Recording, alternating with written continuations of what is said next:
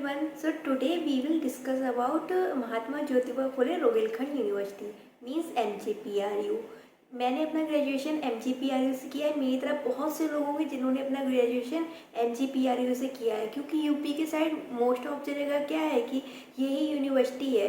तो हो सकता है कि इंटरव्यूअर आपकी इस यूनिवर्सिटी को देख के आपसे कोई क्वेश्चन पूछ ले कि अच्छा आपने यहाँ से अपना ग्रेजुएशन किया है तो इसके बारे में बताइए, कब इस्टेब्लिश हुई थी, इसका नाम महात्मा ज्योतिबा फुले रोहिलखंड यूनिवर्सिटी ही क्यों पड़ा। कुछ भी इसके बारे में अगर ये पूछ ले तो आज मैं इसके बारे में सब एक्सप्लेन करने वाली हूँ, जितना मुझे लगता है कि यहाँ से क्वेश्चन उठ सकते हैं वो सब चीज़ें। The full form of MGPRU is Mahatma Jyotiba Phule Rohilkhand University, and this university has established in 1975 as the name of Rohilkhand University, and it renames as Mahatma Jyotiba Phule Rohilkhand University in 1997 on the honor of social reformer Mahatma Jyotiba Phule. The headquarters of this university is in Bareilly. And the motto of this university is Chareveti Chareveti. Chareveti Chareveti का meaning है कि चलते रहो, being in motion, क्योंकि चलते रहने का नाम ही लाइफ है। ये मतलब नहीं है कि सिचुएशन पॉजिटिव है या निगेटिव है, आपको हमेशा अपना पॉजिटिव एटीट्यूड रख के चलते रहना है। अगर सिचुएशन निगेटिव भी है, प्रॉब्लम्स भी हैं, अगर आप मोशन में रहेंगे, कभी भी हार नहीं मानेंगे तो अवश्य ही आप अपने लाइफ में सफल होंगे। तो यही इसका मेन मोटिव है। अब इसमें अगर ये भी पूछ सकते हैं आपसे क्वेश्चन कि अच्छा पहले रोहिलखंड नाम था तो क्यों था, किस वजह से इसका नाम रोहिलखंड पड़ा था। देन इसका नाम जब महात्मा ज्योतिबा फुले रखा गया, किसी महात्मा ज्योतिबा फुले रिफॉर्मर के नाम पे, वो कौन थे उनके बारे में कुछ एक्सप्लेन करो। तो पहले मैं ये एक्सप्लेन करती हूँ कि इसका नाम रोहिलखंड यूनिवर्सिटी क्यों पड़ा था। क्योंकि जब मगध साम्राज्य के टाइम पे हमारा जितना भी साम्राज्य था, हमारा जितना भी इंडिया था, वो 16 महाजनपदों में डिवाइडेड था।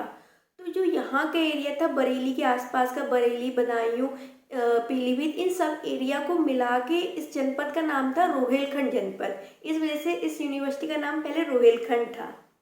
लेकिन अब फिर उसका नाम एक सोशल रिफॉर्मर, या फिर हम कह सकते हैं कि एक बहुत बड़े रिफॉर्मर थे जिन्होंने शिक्षा के क्षेत्र में बहुत से काम किए, जिनका नाम था महात्मा ज्योतिबा फुले। उनके नाम पे इसका नाम रीनेम कर दिया गया। तो अब हम इनके बारे में पढ़ते हैं कि ये कौन थे। His full name is Jyotirao Govindrao Phule. इनके जो पेरेंट्स थे, उनका जो पुश्तैनी काम था वो बागवानी का था। डेट्स वाई जो इनका सरनेम है वो फुले है। Govind Rauji is anti-caste social reformer, thinker and activist. He did a lots of work in a lots of area, including untouchability, anti-caste system. He did a lots of effort in women education too. उस time पे women education एक तरीके की taboo थी। उस time पे एक भी गर्ल्स एजुकेशन के लिए कोई स्कूल नहीं था, ना ही उनको प्रायोरिटी दी जाती थी कहीं पे।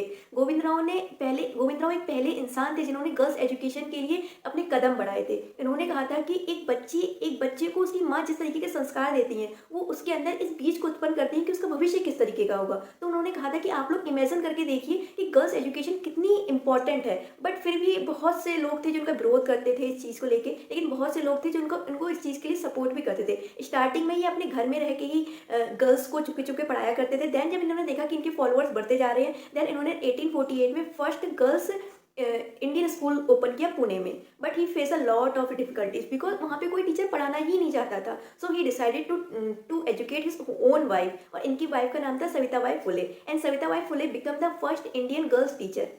एंड इन्होंने एक और बात कही थी। इन्होंने कहा था कि हम अपने भारत देश में राष्ट्रीयता की भावना का विकास तब तक नहीं कर सकते जब तक हम खान पान और जो जितने भी संबंध हैं, जितने भी रिलेशंस हैं, उनको जातियों के बंधन में बांध के रखेंगे। तो इसलिए ज़रूरी है कि जो हम अपनी थिंकिंग को चेंज करें, कास्ट सिस्टम में इतना बिलीव ना करें, सब लोगों को एक समान नज़र से देखें। क्योंकि इन्होंने गर्ल्स एजुकेशन के लिए बहुत सारे वर्क किए थे। पहला गर्ल्स स्कूल इन्होंने खोला था और सबको अवेयर किया था कि गर्ल्स एजुकेशन कितनी इंपॉर्टेंट है। दैट्स वाई जो हमारी यूनिवर्सिटी का नाम है वो इनके नाम पे रखा गया है। इन्होंने बहुत सारी बुक्स भी लिखी थी, लाइक तृतीय रतन, ब्राह्मणों का चातुर्य, सार्वजनिक सत्य धर्म और गुलामगिरी। Sarvajanik Satya Dharma has been published after his death. And एक बहुत इंटरेस्टिंग किस्सा है इनकी लाइफ के बारे में, क्योंकि ये गर्ल्स एजुकेशन दिया करते थे और ये एंटी कास्ट की बात भी किया करते थे। तो बहुत से लोग थे जो उनके विरोधी थे। तो उनमें से किसी ने इनके नाम पे सुपारी रख दी। सुपारी मतलब क्या होता है कि डेथ नहीं करने को बोलते हैं कि इनको मृत्यु कर देना, इनकी हत्या कर देना, हम तुमको रुपए देंगे। तो ऐसे ही तीन लोगों को ज्योतिराव की सुपारी दी थी कि इनकी आप डेथ कर देना, हम आपको रुपए दे देंगे। तो रात का टाइम हो रहा था, बहुत अंधेरा था।